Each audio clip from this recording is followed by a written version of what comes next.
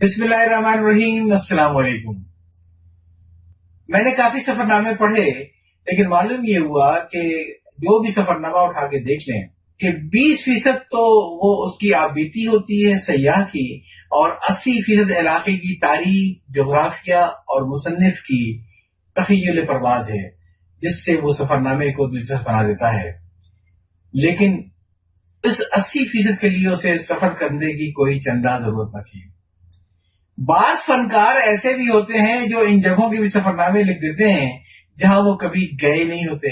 سن 2014 کا ذکر ہے کہ میں ان 2 درجن سے زائد لوگوں میں شامل تھا جو اپنے ادارے کی سالانہ بزنس کانفرنس میں شرکت کرنے کے لیے چنگ مائی گئے تھے۔ مجھے معلوم تھا کہ ان میں سے کسی نے بھی کبھی چنگ مائی کا سفر نہیں کیا، بلکہ اکثر نے تو شاید نام بھی نہیں سنے تھے۔ لہذا میں نے روانگی سے 3-4 دن پہلے ان کو اپنا چنگ مائی کا ایک سفر نامہ لکھ کر ای میل کیا۔ بعض لوگ تو اسے پڑھ کر آئے، بعض اپنے موبائل فون میں محفوظ کر کے آئے، اور بعض کے پاس کے پرنٹ آؤٹ سے۔ لیکن اس کا فائدہ یا نقصان یہ ہو گیا کہ جہاں جہاں ہم لوگ گئے ان جگہوں پر، تو سب کو یہ محسوس ہوا کہ یہ وہ فلم ہے جو وہ پہلے دیکھ چکے ہیں، اور انہیں معلوم تھا کہ اگلا سین کیا ہوگا۔ چنگ مائی کا یہ دلچسپ سفر نامہ اگر آپ لطف لینا چاہیں تو اس وقت سنیں جب آپ کے پاس وقت ہو یہ پورا سفر نامہ سننے کا۔ اسے آخر تک سنیے گا، اس کا کوئی حصہ چھوڑیے گا نہیں، ورنہ آپ کو لطف نہیں ہوگا۔ آئیے سنتے ہیں ایک یادگار سفر چنگ مائی کا۔ جب میں نے تھائی لینڈ کے خوبصورت شہر چنگ مائی کے سفر کا ارادہ کیا تو اپنے پرانے 2 تجربات کے باعث مناسب یہی سمجھا کہ پہلے مکمل معلومات لے لینی چاہیے۔ دراصل کم علمی یا لا علمی کے شکار میں پہلی بار بینکاک میں 1990 میں ہوا تھا۔ مجھے میرے دوست نے ٹھہرنے کے لیے بینکاک کے ایک سستے ہوٹل کا پتہ دے دیا تھا۔ جب میں نے ایئرپورٹ سے اتر کر ٹیکسی والے کو ہوٹل کا نام اور لوکیشن سمجھائی تو اس کی باتیں چل گئیں۔ اس نے ٹیکسی کا میٹر ڈاؤن کرنے کے ساتھ ہی ایک ایسی البم میرے ہاتھ میں رکھی کہ میرے ہوش اڑ گئے۔ ہوٹل پہنچا تو کچھ عجیب سا ماحول تھا۔ میں چیک ان کرانے کے بعد جب کچھ کھانے پینے کے لیے ریسٹورانٹ میں گیا، پیرے کو بلایا تو اس نے مینو کارڈ سے پہلے میرے سامنے ایک اور البم رکھ دی۔ مجھے یوں لگا کہ جیسے قے ہو جائے گی۔ ڈرائیور کا قصور تھا نہ بیرے کا۔ میرے دوست نے ایک ایسے ہوٹل کا پتہ دے دیا تھا جو سستا ضرور تھا، مگر سستے ہی نہیں بلکہ بہت ہی گھٹیا اور بدنام علاقے میں تھا۔ مجھے وہ البم یوں ہی نہیں پیش کی جا رہی تھی۔ جہاں میرا قیام تھا وہ جگہ کسی اور وجہ ہی سے بڑی مشہور اور مقبول تھی۔ اچھا، میں کوئی ایسا متقی انسان بھی نہیں ہوں، میں بھی آپ ہی کی طرح ہوں، اندر سے کچھ اوپر سے کچھ۔ بقول شاعر، خلاف شرع شیخ تھوکتا بھی نہیں، اندھیرے اجالے میں پر چوکتا بھی نہیں۔ مگر مجھے جب یہ احساس ہوا کہ میں سڑے بدبودار کیچڑ کے پاس کھڑا ہوں تو ان لطیف جذبات نے میرا ساتھ چھوڑ دیا جو کسی صنف لطیف کو دیکھ کر دلوں میں پیدا ہو سکتے تھے۔ میں نے اپنے بچوں کے لیے کچھ کپڑے خریدے اور پھر اگلے کچھ دنوں تک اپنے آپ کو ایک ہوٹل میں قید کر دیا اور واپسی کی فلائٹ کا انتظار کرنے لگا۔ کہیں گھومنے بھی نہ نکلا کہ کہیں ایسا نہ ہو کہ اپنے ہی خرچے سے مجھے بینکاک سے کوئی امداد یعنی ایڈز نہ مل جائے۔ ہوٹل کے ایک بیرے نے میرا پیچھا نہ چھوڑا۔ دن میں کئی بار آ کر پوچھا کہ اگر موڈ بن گیا ہو تو خدمت کا انتظام کروں۔ میں نے تنگ آ کر اس سے کہا، دیکھو میں مسلمان ہوں اس لیے کوئی خدمت نہیں چاہتا ہوں۔ بیرے نے خوشی سے کہا، اچھا آپ مسلمان ہیں؟ میں ایک بہت ہی خوبصورت اور کنور مسلمان خاتون سے واقف ہوں، ابھی بلا کر لاتا ہوں، وہ آپ کی خدمت کرے گی۔ اسی سے ملتا جلتا واقعہ کوئی 1.5 سال قبل استنبول میں پیش آیا تھا، جہاں دفتر کے 2 درجن ساتھیوں کے ساتھ قیام تھا۔ میرے ساتھیوں نے اخبار میں اشتہار دیکھ کر ایک ڈنر کرنے کے لیے ایک ہوٹل کا انتخاب کیا۔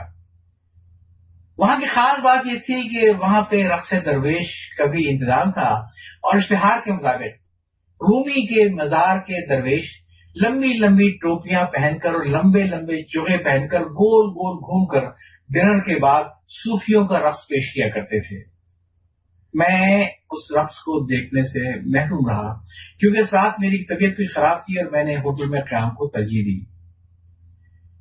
خیر، محروम तो रक्स दरवेश को देखने से मेरे बाकी साथी भी रहे, जो बहुत ही शौक से गए थे, मगर अभी खाना मेजों पर लगा ही था कि उन्हें वो खाना छोड़कर तेजी से होटल से भागना पड़ा, क्योंकि अखबार के इश्तिहार में जिक्र सिर्फ डिनर के बाद रक्स दरवेश का था, मगर डिनर के दौरान मुसम्मात दरवेशनों के असल आइटम रक्स शिकम बेली डांस का कोई जिक्र न था, जिसमें तबर्रुक के तौर पर बहुत ही मुख्तसर कपड़े पहने जाते हैं। मेरे अहबाब उस दिन होटल से निकलने के बाद भी निहायत बदवासी के आलम में दूर तक तेजी से दौड़ते रहे। सब एक ही बात सोच रहे थे, आज जो जितना दूर होटल से चला जाएगा वो इतना ही बड़ा नेकूकार कहलाएगा, और जो जितनी सुस्ती दिखाएगा या पीछे मुड़ के देखेगा वो बड़ा रियाकार कहलाएगा। बैरूनी वालिक में सफर करते वक्त मुझे दो बातें जरूर परेशान करती हैं, खुराक और लिबास। वैसे लिबास ने कभी कभार मुझे खुराक की रहनुमाई में मदद भी की। मसलन एक बार बहरीन के एक होटल में मैं सलाद बार से कोई सलाद निकाल रहा था, एक चीज के बारे में फैसला नहीं कर रहा था कि मशरूम या पनीर, मगर एक बंगाली शेफ ने मुझे शेरवानी में देखकर तेजी से मेरे पास आकर कहा, साहब इसको हाथ न लगाना, इसमें खंजीर है। मुझे पहली बार मालूम हुआ कि मुसलमान मुल्क में सूअर कितनी आसानी से बिकता और पकता है।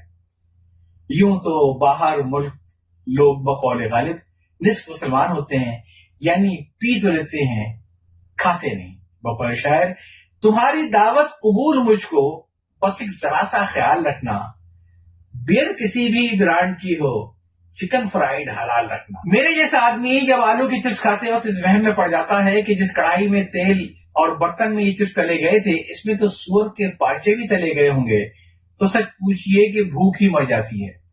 तो खुराक की परेशानी तो बहरहाल थी। लिबास की मुझे कोई परेशानी नहीं होती। जैसे किसी ने अपने दोस्त से पूछा कि तुम इंग्लैंड गए थे तो अंग्रेजी बोलने में कोई मसला तो नहीं हुआ? कतई नहीं, उसने कहा बड़े एतबार के साथ। अलबत्ता मेरी अंग्रेजी समझने में खुद अंग्रेजों को मसला जरूर हो रहा था। अपना भी हिसाब है, ऐसे ऐसे मुल्कों में शेरवानी पहन कर घूम लिया हूं जहां शायद लोगों को ये मालूम ही न था कि किस मुल्क का लिबास है और लिबास है भी कि नहीं है। सिर्फ 2 मरतबा शेरवानी ने शराफ का मसला जरूर पेश किया। एक बार दुबई जाते हुए कराची एयरपोर्ट पर CIP लाउंज में बैठा था। लाउंज पर रिसेप्शन पे बैठी खातून ने मेरे बॉस यानी मेरे बैंक के सदर से बड़े इश्तियाक से मेरा तारुफ हासिल करना चाहा और पूछा कि आपके साथ जो साहब शेरवानी में सफर कर रहे हैं, क्या वो हाईकोर्ट के जज हैं? ये मेरे बैंक के सदर की बड़ाई थी कि उन्होंने मुझे उसी वक्त बजाय मेरी शेरवानी के घर वापस नहीं भेज दिया, वरना उस अल्लाह की बंदी ने उस दिन मेरी नौकरी तेल कराने में कोई कसर नहीं छोड़ दी। इसी तरह एक बार गलबन 1995 में मुझे शेरवानी में देखकर एक साहब अपनी सीट छोड़कर मेरे पास आए और पूछा, आपका लिबास, आप हिंदुस्तानी है क्या? जी नहीं, मैं पाकिस्तानी हूं, मैंने कदर बेजारी से कहा। उन्होंने बड़ी गर्मजोशी से मुसाफा करते हुए कहा, मुझे पाकिस्तान देखने का बड़ा शौक है, अगले साल पाकिस्तान देखूंगा। मुझे उन बड़े मियाँ की ज़हनी हालत से कुछ शुबा होने लगा। आप क्या करते हैं? मैं सिंगापुर में हार्ट सर्जन हूं, अगले साल मेडिकल कॉन्फ्रेंस में कराची आना हो सकता है। मैं दिल ही दिल में बड़े मियाँ की हिस्से मजाक पर कुड़ रहा था और सोच रहा था कि जब ये मुझे ऊपर चढ़ाकर नीचे से बांस खींचेंगे तो मेरे साथ क्या बीतेगी। मगर वो पाकिस्तान का जिक्र अच्छे अल्फाज में करते रहे। आप पाकिस्तान के बारे में कैसे जानते हैं? मैंने कदर गैर यकीनी के अंदाज में पूछा। वो कहने लगे, दरअसल हम सिंगापुरियन ने पाकिस्तान का जिक्र अपने वजीर आजम ली से सुना था, जो अक्सर अपनी तकरीरों में कहा करते थे कि सिंगापुर को सिंगापुर उड़ाने में अय्यूब खान ने बहुत मदद की थी। मैंने सिंगापुर का मॉडल इस्लामाबाद से कॉपी किया। मुझे पहली बार मालूम हुआ जब मेरी सिंगापुर के हार्ट सर्जन से मुलाकात हुई कि आखिर उस वक्त तक क्यों ऐसा था कि हिंदुस्तान के लोगों को सिंगापुर जाने के लिए वीजा लेना पड़ता था और पाकिस्तानियों को सिंगापुर पे वीजा ऑन अराइवल मिलता था। 3 मरतबा तो मैंने वो वीजा ऑन अराइवल खुद लिया है। कहां से चले थे, कहां आ गए हैं। मैं तमहीद बांधने में कहां से कहां निकल गया। जिक्र था चिंग माई के सफर का थाईलैंड के हवाले से। माई का लफ्ज मुझे बड़ा गैर रोमानी लगा, लेकिन मैंने सोचा कि इस शहर का असल नाम तो चिंग माई होगा और जो बिगड़ कर चिंग माई से चिंग माई बन गया है। थाई जबान में चेंग शहर को कहते हैं और माई नए को, इसलिए चेंग माई का असल मतलब है नया शहर। ये नया शहर 1296 ईस्वी में आबाद हुआ। 1920 तक बैंकॉक से 700 किलोमीटर दूर इस शहर तक रसाई का वाहिद रास्ता या तो दरियाए आर्दोस में चलने वाली किश्तियां थी, वरना पहाड़ी पगडंडियों पर हाथी का सफर। चुनांचे ये शहर सदियों तक अपनी सकाफत को दूसरे इलाकों के मुहिम से महफूज रखने में कामयाब रहा। मुझे बड़ा इश्तियाक था इस करीब शहर को देखने का, जो कभी लाहौर की तरह दीवारों और फाटकों से घिरा हुआ एक बंद शहर हुआ करता था, और श्याम के जमाने में इन दीवारों और फाटकों के आसार अभी तक कहीं कहीं कदीम शहर में मौजूद थे। मुझे बहुत इंतजार था इस शहर को देखने का, जिसे बाशिंदे मुस्कुराहटों का शहर कहते थे। उनका कहना था कि 3 चीजों के बगैर कोई शख्स चिंग माई को देखने का दावा नहीं कर सकता। पहली बात यह कि उसे शहर का मुकम्मल नजारा डोई सोथो की चोटियों पर खड़े होकर करना होगा, जो तकरीबन 3,500 फीट नीचे है। दूसरी बात यह कि उसे यहाँ का एक खास डिश यानी काउसुई का प्याला खाना होगा, और तीसरी और आखिरी बात यह कि बोसांग से जाकर छतरी खरीदनी होगी। 3 शर्तें पूरी करनी थी मुझे चिंग माई का शहर देखने के लिए। जहाज आहिस्ता आहिस्ता लैंड करने लगा। नीचे जमीन का मंजर बहुत हसीन लग रहा था। मुझे मालूम हो गया कि आइंदा चंद दिन मेरी जिंदगी की हसीन तरीन यादें अपने साथ लेकर आने वाले हैं। मैं इमिग्रेशन से फारिग हुआ, बाहर निकला तो होटल का नुमाइंदा मेरे नाम का कागज हाथ में बुलंद किए खड़ा था। मैं उसके साथ होटल की तरफ चल पड़ा। चिंग माई का होटल। एयरपोर्ट से होटल का सफर 20 मिनट में खत्म हो गया। ये होटल तो एयरपोर्ट के करीब है, मगर मरकजी शहर से बहुत दूर, जिसे बार बार देखने का मुझे इश्तिहार था। मुझे बताया गया कि ये चिंग माई के अच्छे होटलों से एक है। कुछ अर्सा पहले तक ये ऑल सीजन कहलाता था। हाल ही में इसकी तोसी और आराइश के बाद इसे इस स्टाइल्स का नाम दे दिया गया है। इस होटल ने मुझे ज्यादा मुतासिर नहीं किया। होटल में 150 से ज्यादा कमरे थे, मगर आम होटलों के कमरों से बहुत छोटे थे। नया विंग पुश पर था और उसका व्यू सिर्फ अंधेरा और तारीकी थी। पुराना विंग एक बहुत ही मसरूफ रिंग रोड पर वाक़ था, जहां बिस्तर की चादरें काफी फरमाइश के बाद बदली जाती थी। मेरे हिस्से में जो कमरा आया था, उसमें बजाय वार्डरोब के कोने में एक स्टैंड था और उसपे कुछ हैंगर लटके हुए थे। फाइबर की एक इकलौती सी कुर्सी थी, अगरचे शौक रंगों का इस्तेमाल था। फर्श भी फार्मिका का था, लेकिन वहां पे चूटियां बहुत थी। जब मैंने शिकायत की कि मेरे बिस्तर पर चूटियां कैसे आ गई, तो होटल वालों का इसरार था कि आपके सामान के साथ ये पाकिस्तान चाहिए होंगे। आपको इनके क्याम के चार्जेस अलग से देने होंगे, क्योंकि आपने सिर्फ सिंगल की बुकिंग कराई थी।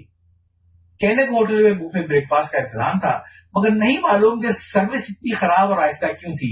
खुदा मालूम स्टाफ अनाड़ी था, या ये उनकी स्ट्रेटेजिक प्लानिंग का हिस्सा था कि स्टाफ खाली डिशों को भरने और इस्तेमाल शुदा बर्तनों को मेज से हटाने में काफी वक्त ले रहा था। फ्राई अंडे का ऑर्डर देने के बाद मुझे काफी देर तक इंतजार करना पड़ता था। एक दिन मैंने शेफ से पूछा कि भाई अगर ज्यादा देर हो तो बता दो, मैं जाकर टैंक फुल करा दूं, अगले 2 दिन सीएनजी बंद रहेगी। अच्छी बात यह थी कि होटल में वाईफाई का मुफ्त इंतजाम था, मगर खराब बात यह थी कि बहुत ही थका हुआ और सुस्त वाईफाई था। गलती से कनेक्शन मिल जाए तो अंटा हफी। आईपैड पर इंटरनेट चलाने वालों की हसरत ही रही, लेकिन एक अच्छी बात यह थी कि वो पूरा होटल नॉन स्मोकिंग था। मगर सबसे बड़ा मसला ये था कि वहां से बाहर निकलकर जाना भी बहुत मुश्किल था। हाँ, टुक टुक जो वहां पे रिक्शे का मकामी नाम था मिल जाती थी, मगर वापसी पर लाख टुक टुक वालों को थाई जबान में होटल का छपा हुआ कार्ड या नक्शा दिखाया और 100 बात से ज्यादा किराए की पेशकश की। हालांकि मुश्किल से 40 बात किराया होगा तो कोई जानने को राजी नहीं होता था। यूं सारी बचत किरायों में पूरी हो गई। चिंग माई के साहिल और गोल्फ कोर्स। थोड़ी थकन उतरी तो सोचा कि सैर का आगाज किया जाए। नीचे उतर के स्टाफ से पूछा कि यहाँ नजदीक तरीन तफरीगाह कौन सी है। तफरीगाह से आपकी मुराद? स्टाफ ने दरियाफ्त किया। जैसे साहिल समुंदर वगैरह, मैंने वजाहत की। हम कराची वालों को जब भी तफरी की सूझती है तो हमेशा समुंदर ही याद आता है। चिंग माई से नजदीक तरीन समुंदर कई 100 किलोमीटर दूर है। स्टाफ ने ज्योग्राफी के बारे में मेरी मालूमात में इजाफा किया। अगर बात यहीं तक महदूद रहती तो सही था, मगर फिर वो मुस्कुराकर बोला, چینگ مائی آنے کے بعد دو قسم کے لوگ سخت مایوس ہوتے ہیں. ایک وہ جو ساحل پر بدن سیکنے آتے ہیں اور دوسرے وہ جو ان کو وہاں دیکھ کر نظر سیکنے آتے ہیں. مگر میں آپ کو ایک زیادہ اچھی جگہ بتاتا ہوں. آپ بلو مون کیمرے میں جا کے دل بشوری کر سکتے ہیں، مگر خیال رکھیے گا کہ چینگ مائی کے کیمروں میں زیادہ تر تیسری دنیا کی مخلوق آزا کی شاعری کرتی ہے، جو نہ ہیوں میں ہوتی ہے نہ شیوں میں. مسٹر، آپ مجھے غلط سمجھ رہے ہیں. کم از کم میری داڑھی کا خیال کر لیتے. سر، میں نے داڑھی دیکھی ہے، تبھی تو میں آپ کو مشورہ دے رہا ہوں. مجھے معلوم ہے داڑھی والے تھائی لینڈ کیا کرنے آتے ہیں، اسی لیے میں آپ کو اس کی جگہ کا پتہ بتا رہا ہوں. خیر، اگر آپ تکلف کر رہے ہیں تو کوئی بات نہیں، میں آپ کو مشورہ دوں گا کہ چینگ مائی آئے ہیں تو گولف ضرور کھیلیں. ہمارے چھوٹے سے شہر میں 1 درجن سے زیادہ خوبصورت گولف کورس ہیں. نزدیک ترین 15 منٹ کی ڈرائیو پر ہے اور سب سے دور والا گولف کورس تقریباً 1 گھنٹے کی ڈرائیو پر ہے. مزے کی بات یہ ہے کہ ان گولف کورسوں میں کھیلنے کے لیے آپ کو کچھ بھی ساتھ لے کے جانے کی ضرورت نہیں ہے. وہاں ہر چیز آپ کو مل جائے گی. گولف کے جوتے تک بھی وہاں مل جائیں گے. آپ کو معلوم ہے تھائی لینڈ اپنے گولف کورسوں کی وجہ سے دنیا بھر میں مشہور ہے. ہمارے ملک میں 250 گولف کورسوں میں سالانہ 4 لاکھ سیاح آ کر ہماری معیشت کو مضبوط کرتے ہیں. ہاں، میں جانتا ہوں، میں نے اس باطنی اسٹاف کی بات کاٹی. مجھے یہ بھی معلوم ہے کہ تمہارے ان 250 گولف کورسوں نے تھائی لینڈ کی 43,500 ایکڑ کی سونا اگلنے والی زمینیں ہڑپ کر لی ہیں، جہاں تمہارے سرکاری اعداد و شمار کے مطابق بغیر کھاد استعمال کیے ہوئے صرف بارشوں کے پانی کی وجہ سے سال میں 3 فصلیں لی جاتی ہیں، جس میں 90,000 ٹن دنیا کا بہترین چاول پیدا ہو سکتا ہے. تمہارے یہ پیاسے گولف کورس ہر روز کم سے کم 6,500 مربع میٹر پانی پیتے ہیں، جو 17 لاکھ گیلن کے برابر ہوتا ہے، جس سے تمہارے 60,000 دیہاتوں کی ضرورت پوری ہو سکتی ہے. تمہیں معلوم ہے پوری دنیا میں 35,000 گولف کورس تقریباً 2.5 ارب گیلن پانی پی کر اپنی پیاس بجھاتے ہیں. کتنا؟ 2.5 ارب گیلن پانی. کیا تم جانتے ہو 2.5 ارب گیلن پانی کتنا ہوتا ہے؟ اس سے کتنے انسانوں کی پیاس بجھ سکتی ہے؟ یہ پانی 4.25 ارب لوگوں کی روزانہ کی ضروریات پوری کر سکتا ہے. لگتا ہے آپ کچھ گولف کے بارے میں تعصب رکھتے ہیں. کیا آپ کے ملک میں گولف کھیلی نہیں جاتی؟ اسٹاف نے پوچھا. کھیلا جاتا ہے. میں نے بتایا یہی وجہ ہے کہ 60 سال قبل آزادی سے پہلے ہمارے ملک میں لوگوں کو 5,100 لیٹر فی کس پانی مل رہا تھا. اب وہ گھٹ کر 1,000 گیلن سے بھی کم رہ گیا ہے. بادل آج بھی میرے دیش میں برستے ہیں، برف آج بھی میرے گلیشیئر پر پگھلتی ہے، مگر میرے دیش میں زیادہ سے زیادہ 30 دن پانی کا ذخیرہ کرنے کی گنجائش ہے، جبکہ پڑوسی ملک بھارت میں 220 دنوں کے لیے اور مصر جیسے ملک میں 1000 دنوں کے لیے پانی ذخیرہ کرنے کی گنجائش ہے. مگر میرے پالیسی سازوں کو زیادہ فکر اس بات کی ہوتی ہے کہ اگر راول ڈیم خشک ہوا تو اسلام آباد کے گولف کورس کو پانی کیسے ملے گا؟ پورے ملک میں پانی کی کمی دور کرنے کا ٹھیکہ ان بیچاروں کے پاس تو نہیں ہے. وہ غور کر کے کرتے رہیں. میں ذرا مصروف ہوں، آپ یہ بروشر پڑھیے. اس نے مجھے چند بروشر پکڑائے اور فوٹو کاپیئر کی طرف مڑ گیا. چینگ مائی کی مسجدیں اور حلال کھانے. میری خوش نصیبی تھی کہ ہوٹل کی لابی میں ایک ایسے پاکستانی سے ملاقات ہو گئی جو پہلے کئی بار چینگ مائی آ چکے تھے. اسی دن ان کی لاہور واپسی تھی. کچھ دیر ادھر ادھر کی باتیں کرنے کے بعد میں نے ان سے پوچھا کہ چینگ مائی میں کہیں حلال کھانے بھی ملتے ہیں؟ کیوں نہیں، لیکن اگر آپ کو حلال کھانوں کا اتنا شوق تھا تو بہتر تھا کہ آپ ہوٹل فاروق میں ٹھہرتے. ایسا کرتے ہیں کہ آج جمعہ ہے، چل کر نائٹ بازار کے قریب مسجد ہدایت الاسلام بینوا میں جمعے کی نماز پڑھ لیتے ہیں. یہ 2 میناروں والی مسجد چینگ مائی کی مسجد 19ویں صدی میں تعمیر ہوئی تھی. اس کے ساتھ ایک دینی مدرسہ بھی ہے اور پھر ہر جمعے کو حلال فوڈ کی اسٹریٹ لگتی ہے. آپ کو ہر قسم کے حلال کھانے ایک ہی گلی میں کھانے کو مل جائیں گے. کیا کہا؟ چینگ مائی میں مسجد؟ مجھے حیرت ہوئی. جی، اکیلی مسجد نہیں ہے. چینگ مائی میں 16 مسجدیں موجود ہیں. 7 چینیوں نے تعمیر کی تھی، جس میں مسجد تقویٰ سب سے قابل ذکر ہے. ان مساجد میں 13 مسجدوں کو سرکاری طور پر تسلیم کیا جاتا ہے اور ان منظور شدہ مساجد کا امام کا تقرر چینگ مائی کی میونسپلٹی کرتی ہے. خیر، ہم دونوں نے مسجد ہدایت الاسلام میں نماز پڑھی. میرا دوست مدد کرے چلا گیا کیونکہ اس کی فلائٹ تھی. میں پھر وہیں بازار میں رک گیا. حلال فوڈ اسٹریٹ کا تجربہ بہت اچھا رہا. کئی جگہ حلال فوڈ نظر آئے جس سے زیادہ تر عبایا اور اسکارف میں مربوط مسلمان خواتین مختلف قسم کی حلال تھائی اور چائنیز ڈشیں بنا کر فروخت کر رہی تھی.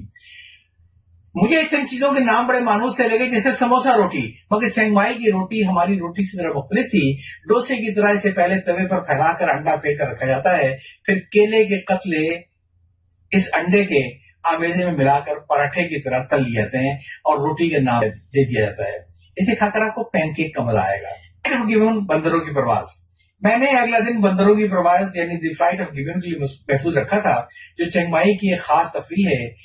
اس کا انتظام ٹریٹ آف ایشیا نامی کمپنی کرتی ہے. دیکھنے میں آیا ہے کہ لوگ تفریح کی خاطر قدرتی ماحول کو بری طرح برباد کر دیتے ہیں. کھیتوں اور قدرتی باغات کو کاٹ کر فارم ہاؤس میں مشینی جھولے لگا دیے جاتے ہیں. رات کو بھی وہاں کرکٹ اور میوزیکل پروگرام کیے جاتے ہیں اور فطری حسن کا چہرہ مست ہو جاتا ہے. لیکن چینگ مائی میں فلائٹ آف گیون کا معاملہ ذرا مختلف ہے. اس کمپنی نے 7 کلومیٹر سے زیادہ طویل زپ لائن پر 50,000 سے زیادہ شجرکاری کی. ساتھ ہی ساتھ شکاریوں کے ہاتھوں معدوم ہوتی بھی گبون بندروں کی افزائش نسل اور آبادکاری کی خدمات بھی دی. یہ 1,500 سال پرانے برساتی جنگل میں 700 کلومیٹر طویل زپ لائن کا سفر تھا. اس بارانی جنگل میں ہر وقت ٹھنڈی ہوا چلتی رہتی ہے. درجہ حرارت 18 درجے سے کم ہی ہوتا ہے. یہ تفریح نسبتاً مہنگی ہے مگر میں نے 3600 بات کا ایک پیکج کا انتخاب کیا جس کا کل دورانیہ 7 گھنٹے کا تھا. اس میں ہوٹل سے جنگل تک ایئر کنڈیشن گاڑی میں 1.25 گھنٹے کا سفر، کافی، اسنیکس، چائے اور کھانے سب شامل تھے. جب ہم جنگل پہنچے تو وہاں اس دن کافی سیاح پہلے سے موجود تھے. سب سے پہلے ہم لوگوں کو حفاظتی اقدامات پر بریفنگ دی گئی. مختلف قسم کی بیلٹ اور ہک لگانے کا طریقہ اور کھولنے کا طریقہ سمجھایا گیا اور ہمیں بتایا گیا کہ ہر 9 سیاح کے ساتھ کم سے کم 2 فارسٹ رینجر ضرور ہوں گے جو ہم لوگوں کو گائیڈ کریں گے. 33 پلیٹ فارم اور 2 رستوں کے معلق پلوں کو کیسے عبور کیا جائے. ان مراحل سے گزرنے کے بعد جو سفر شروع ہوا اس کا لطف الفاظ میں بیان کرنا مشکل ہے. بندروں کی مانند ایک چوٹی سے دوسری چوٹی تک تار کے رستے پر تیزی سے سفر، جب آپ تیزی سے درختوں کے اوپر پرواز کر رہے ہوں اور کہیں کہیں آپ کو اصلی گبون نسل کے بندر بھی آپ کو آپ کی ماہرانہ بندرانہ صلاحیتوں کی داد دے رہے ہوں تو کچھ انوکھا ہی لطف محسوس ہوتا ہے.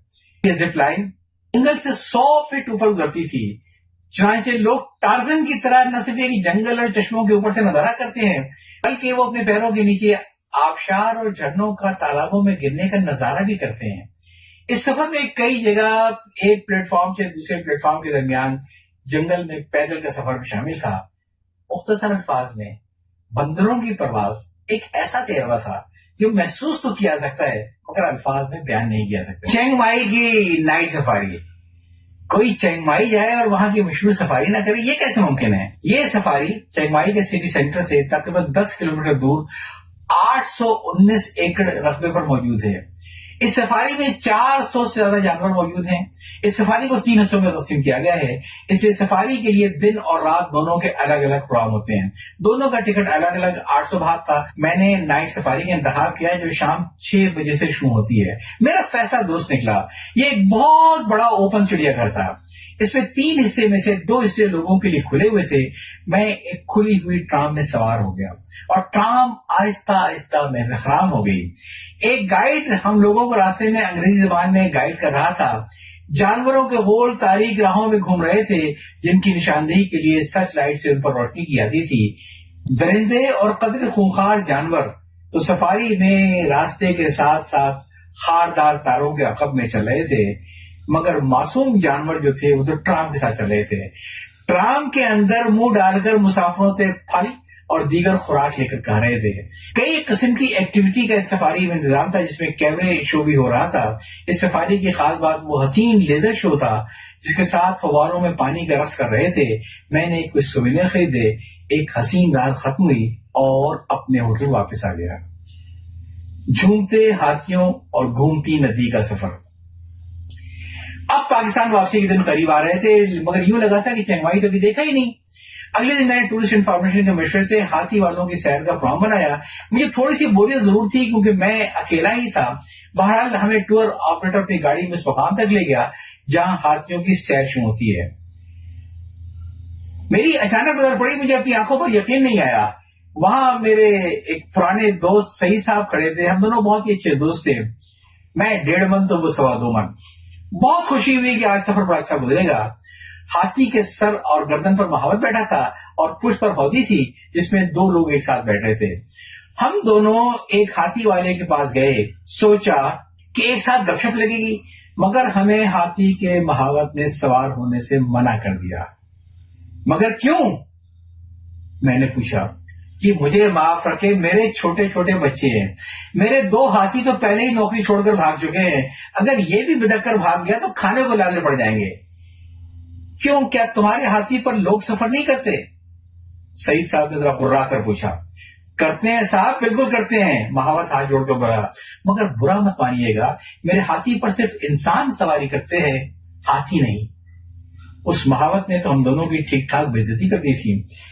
इससे पहले कि सईद साहब मजीद मुश्किल होते, मैंने उन्हें बाजुओं से घसीट कर समझाया कि जवाब जाए ना बाशु खामोशी, कोई बात नहीं, हम दोनों अलग अलग हाथियों में बैठ जाते हैं, थोड़ा गीबत करने से महफूज रहेंगे। ऊंची नीची पगडंडियों पर हाथी का सफर बहुत अच्छा लगता था।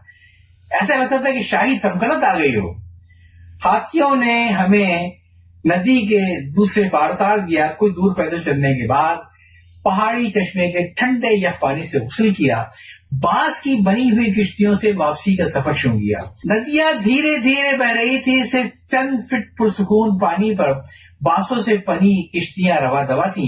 20 फुट लंबे 10 से लेकर 20 अदद तक बांसों को रस्सी से बांध कर ये किश्तियां तैयार की गई थी। किश्ती के आगे पीछे 2 लड़के बांस की मदद से किश्ती को आगे धकेल रहे थे। इसका तवाज़ुन बरकरार रख रहे थे। मौसम बड़ा सुहाना था। मैंने देखा कि छोटे छोटे मुकामी बच्चे इस नदी में नहा रहे थे। अचानक मुश्किल से 6-7 साल के 4 बच्चे बहुत तेजी के साथ आगे बढ़े और एक एक करके कश्ती में सवार हो गए। मैं समझ गया कोई वारदात होने वाली है। मजबूती से अपने मोबाइल फोन को गिरफ्त में ले लिया, मगर बच्चे रुके नहीं, बल्कि हंसते हुए कश्ती के अगले हिस्से तक भाग कर गए और फिर पानी में छलांग लगा दी। मेरी सांस में सांस आ गई। बच्चे कहीं भी हों, उनकी मस्त दुनिया एक अलग ही होती है। अगर पाकिस्तान में होते हैं तो इसी तरह किसी सुजुकी या बैलगाड़ी में लटक कर मजे लूटते हैं, जैसे यहाँ ये किश्ती में सवार होकर मजे लूट रहे थे। मैजिकल गार्डन में डिनर। दरअसल जब मैंने सफरनामा लिखा था उस वक्त मैं वेजिटेरियन हुआ करता था, लेकिन मैं बाद में फिर उम्र गुजरने के बाद नॉन वेजिटेरियन हो गया। खैर, तो मेरे एक पुराने बॉस अक्सर कहा करते थे कि फारूकी सिर्फ सब्जियां खाता है। मैं सिर्फ वही कुछ खाता हूं जो सब्जियां खाते हूं। उनकी इस बात की गवाही तो मैं भी दूंगा। मुझे भी तकरीबन वो खा ही गए थे, लेकिन अल्लाह ने बड़ा करम किया कि मुझे दूसरी नौकरी मिल गई, इससे पहले कि वो मुझे खा जाते। खैर, जब मैंने चिंगमाई में वेजिटेरियन खानों की तलाश शुरू की तो मुझे चौखेत में सवी चाय रोड पर मैजिकल गार्डन का पता बताया गया, जो एक अच्छा तजर्बा रहा। ये होटल खुले हुए भी 1 साल भी नहीं हुआ था। यहाँ के वेजिटेरियन खानों का जवाब नहीं। मुझे सबसे ज्यादा 3 किस्म के खुब्स पसंद आए, जिन्हें गाजर और खीरे की काशों के साथ पेश किया गया। खुब्स बुनियादी तौर पर अरबों की डिश है, मगर इस होटल के खुब्स किसी भी लबनानी होटल के खुब्स से कम नहीं थे।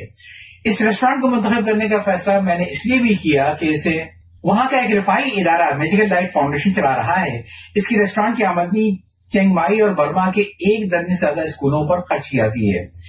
इस फाउंडेशन के कई समाजी प्रोग्राम भी चल रहे हैं, जिसमें एक प्रोग्राम ये भी है कि जो लोग चंदा देते हैं तो वो उसे यतीम खानों को लंच बॉक्स तक पहुंचाते हैं। वक्तन फवक्तन रेस्टोरेंट में मुख्तलिफ यतीम खानों के बच्चे ग्रुप की सूरत में लाकर एक्टिविटी कराई जाती है। छोटे मोटे ताहब भी आते हैं और खाना खिलाया जाता है। एक ऐसा तजर्बा जिसकी यादें वो यतीम और बेसहारा बच्चे सारी मन नहीं भूलते। मैंने देखा कि रेस्टोरेंट में आने वाले लोग ये रेस्टोरेंट की मार्फत उन बच्चों को मुख्तलिफ ताहब भेजते हैं। अच्छा लगा मुझे। काश मुझे पहले से अगर मालूम होता तो मैं इन बच्चों के लिए पाकिस्तान से कोई फुटबॉल वगैरह ले आता। कोई बात नहीं, अगली बार आऊंगा तो ले आऊंगा। हर पाकिस्तानी की तरह मैंने भी इस मौजू को हमेशा के लिए बढ़ाने के लिए दिल में इंशाल्लाह पढ़ ली। वानतोई का सफर। वानतोई चिंगमाई से बाहर एक छोटे से कस्बे होंगडेंग में वाक़ था। होटल से तकरीबन 20 किलोमीटर के फासले पर। यहां तक पहुंचने में मुझे तकरीबन पौना घंटा लग गए। अगर मैं कहूं तो गलत ना होगा कि वानतोई दरअसल چینگ مائی کا چنوٹ تھا. یہاں لکڑی کے ایک سے ایک عمدہ کاریگر پائے جاتے ہیں. نہ صرف یہ کہ عمدہ لکڑی کا فرنیچر اور مجسمے تیار کرتے ہیں بلکہ لکڑی کے بہت اچھے سووینر بھی تیار ہوتے ہیں جو آپ کو ہمیشہ چینگ مائی کی یاد دلائیں گے. مثلاً لکڑی کا ایک ہاتھی ہے، لکڑی کا بنا ہوا ٹک ٹک. اس چھوٹے سے علاقے میں چھوٹے بڑے تقریباً 1000 سے زیادہ کارخانے اور شوروم اور دکانیں پائی جاتی ہیں جہاں لکڑی کے ساتھ ساتھ اور مختلف قسم کے ہینڈی کرافٹ بھی فروخت ہوتے ہیں جیسے تھائی سلک. چیزیں تو بہت پسند آئیں مگر میں نے صرف لکڑی کے ایک ٹکڑا لینے پر اکتفا کی کیونکہ جہاز کے سفر میں وزن کا مسئلہ بن جاتا ہے. ویسے بھی چونکہ بالتوائی میں سیاح خریداری کرنے آتے ہیں لہٰذا یہاں کے دکاندار قیمتیں بہت زیادہ بتاتے ہیں. جب آپ اسے چھوڑ کر اگلی دکان پر جانا چاہیں تو وہ آپ کے پیچھے پڑ جائیں گے. آپ بتائیں آپ کیا دیں گے؟ مجھے لوگوں نے بتایا تھا کہ آسان سا فارمولا ہے کہ بالتوائی کا دکاندار جو قیمت تمہیں بتائے تم 40% کم کر کے قیمت پیش کرنا. امید ہے وہ 25% قیمت تمہیں کم کر دے گا. مجھے اس قسم کے مول بھاؤ میں بڑی گھبراہٹ ہوتی ہے. کیا پتا جتنا مرضی میں مول بھاؤ کر کے قیمت کم کروا لوں دکاندار مجھے پھر بھی چوڑا لگا دیں. بالتوائی کے علاقے کے ساتھ ہی بانسوان کا علاقہ ہے. یہ سیرامک اور برتن کی شہرت زیادہ ہے. یہاں کا 700 سالہ قدیم فن ہے. ان سیرامک کو فروخت کرنے کے لیے بڑے مخصوص انداز سے سجایا جاتا ہے اور چائے کی کیتلیوں کو نہ صرف لوگ ایک آرٹ کے شاہکار کی طرح بناتے ہیں بلکہ فروخت کے لیے ان کا ڈسپلے جس بھارت سے ہوتا ہے وہ صرف چینگ مائی میں جاتا ہے. بورسانگ کی چھتریاں. بورسانگ کی شورا افقات چھتریاں دیکھنے اور خریدنے کا بھی شوق تھا. بورسانگ پہنچنے کے لیے پہلی بار سانگ تھیو کا سفر کیا جو چینگ مائی کے لوگوں میں بہت مقبول ہے. سانگ تھائی زبان میں 2 قطاروں کو کہتے ہیں. یہ دراصل سرخ رنگ کی وہ بڑی پک اپ ہیں جن کی باڈی میں آمنے سامنے 2 سیٹیں لگا دی جاتی ہیں. چینگ مائی میں ان دونوں سیٹوں کے درمیان تیسری سیٹ لا کر مزید گنجائش پیدا کی جاتی ہے مگر تیسری سیٹ کے باوجود بھی لوگ اسے سانگ تھیو یعنی 2 سیٹر ہی کہتے ہیں. اس حسین چھتریوں کو بنانے کا فن سارن کے چند مخصوص خاندانوں کے افراد تک محدود ہے جو نسل در نسل یہی کام کرتی آ رہی ہیں. کہتے ہیں کہ ان کے آباء و اجداد برما سے فن سیکھ کر آئے تھے. یہ چھتریاں دراصل آرٹ کا شاہکار ہوتی ہیں. آپ کبھی بارش میں اسے استعمال نہیں کر سکتے کیونکہ یہ چھتریاں بانس کی تیلی اور چاول کے کاغذ سے تیار کی جاتی ہیں اور اس کا صحیح استعمال ڈرائنگ روم میں سجاوٹ ہے. چینگ مائی سے واپسی. میں ہوٹل کی لابی میں بیٹھا سوچ رہا تھا کہ آج کہاں جایا جائے. کتنا اچھا ہوتا کہ آج کسی کا ساتھ مل جائے اور دن اچھا گزرے. کاش میں نے اس وقت کوئی اور دعا مانگی ہوتی. قبولیت ہی کھڑی تھی. ہوٹل کی لابی میں تمام کرسیاں بھری ہوئی تھیں سوائے میری ساتھ والی کرسی کے. اچانک کسی نے بڑی شستہ اردو میں مجھ سے پوچھا اگر یہ کرسی خالی ہو تو کیا میں بیٹھ سکتی ہوں؟ میں نے دیکھا ساڑی میں ملبوس دراز گیسو دراز قد ایک ہندوستانی دوشیزہ کھڑی مجھ سے مسکرا کر پوچھ رہی تھی ہاں کیوں نہیں آپ تشریف رکھیے. پھر میرے کندھوں پر ہاتھ رکھ کر کہا کافی پی لے. میں ہڑبڑا کر اٹھ کھڑا ہوا. میرے ارد گرد کا منظر بدل چکا تھا. میں نے یہ دیکھا کہ میں چینگ مائی کے ہوٹل میں نہیں بلکہ اپنی اسٹڈی ہی میں ایزی چیئر پر سو رہا تھا. ساتھ کی میز پر کافی کا مگ رکھا تھا اور سب سے بھیانک بات یہ تھی کہ میں نے دیکھا کہ اس ہندوستانی دوشیزہ کی جگہ میری آنکھوں میں آنکھیں ڈالے میری بیگم کھڑی تھی جو یہ کہہ رہی تھی کہ کافی پی لیجیے ورنہ ٹھنڈی ہو جائے گی. تو کیا یہ سب کچھ خواب تھا؟ میں نے مایوسی سے دل میں سوچا. کیا مجھے یہی تعبیر ملنی تھی؟ میں نے اپنی بیگم پہ نظر ڈالی. مجھے سب یاد آ گیا. میں ابھی تک کراچی میں ہوں. چینگ مائی جانے میں تو ابھی پورے 4 دن باقی ہیں. پھر یہ جو کچھ میں چینگ مائی کے بارے میں دیکھ رہا تھا وہ سب کیا تھا؟ میں نے لمبی سانس لے کر سوچا مگر اتنا تفصیلی خواب اور چینگ مائی کے وہ نظارے یہ سب کہاں سے آئے؟ یوں تو میں درجن پر زیادہ ملکوں میں جا چکا ہوں اور کئی ملکوں میں تو کئی بار گیا ہوں مگر چینگ مائی تو زندگی میں کبھی گیا ہی نہیں تھا. میں سمجھ گیا یہ سب اسی کمبخت گوگل کا کیا دھرا ہے جس نے مجھے بدنام کر رکھا ہے. میرے دوست مجھ سے کہتے ہیں کہ بھائی سمجھ میں نہیں آتا آپ کی گفتگو میں گوگلیات زیادہ ہوتی ہیں یا گولیات زیادہ ہوتی ہیں. سب سے زیادہ میری بیگم گوگل سے چڑھتی ہیں. پچھلے ہفتے کہنے لگی گوگل چھوڑے میری بات سنیں, سارے بل آ چکے ہیں, کیا کرنا ہے؟ آخر نکاح آپ نے مجھ سے پڑھوایا ہے, گوگل سے نہیں پڑھوایا. وہ مجھے خاموش دیکھ کر بولے ہی جا رہی تھی مگر میں خاموش ہی رہا. اس سے تو اچھا تھا کہ آپ مجھ پر سبق لے آتے, کم سے کم صبر تو آ جاتا. پیشکش کا شکریہ مگر تم نے بہت دیر کر دی. اب تو ہم عمر کے اس حصے میں داخل ہو چکے ہیں جہاں بقول شخص سے میاں بیوی اپنی عادتوں کے ساتھ ساتھ اپنی شکل سے بھی بھائی بہن لگنے لگتے ہیں. میں نے کمپیوٹر سے نظر اٹھائے بغیر جواب دیا, کاش میں خود ہی گوگل ہوتی, آپ مجھے تھوڑا سا وقت دے دیتے. بیگم روحانسی ہو گئی. میں تیار ہوں تمہیں گوگل کی طرح سرچ کرنے کے لیے. میں نے پہلی بار مانیٹر سے نظر اٹھا کر اپنی بیگم پر ڈالی. مگر گوگل بننے کے لیے تمہیں میرے لیپ ٹاپ پر آنا ہوگا. میں نے بہت ہی متانت, سنجیدگی اور بردباری سے کہا. مگر میری بیگم تو بھڑکی اٹھی. بات سنیں, آپ 60 کے ہونے کو آئے ہیں لیکن بالکل ہی سٹ کے آ چکے ہیں. اپنی عمر دیکھیں, اپنی جھکیں دیکھیں, جیسے جیسے بڑھاپا بڑھ رہا ہے ویسے ویسے آپ کی بدکلامیاں اور زبانی بےحودگیاں بھی بڑھ رہی ہیں. بیگم پیر پٹک کر کچن میں چلی گئی اور میں سوچنے لگا کہ یا خدا, میں نے ایسی کون سی بات کہہ دی ہے جو یہ اتنا برہم ہے.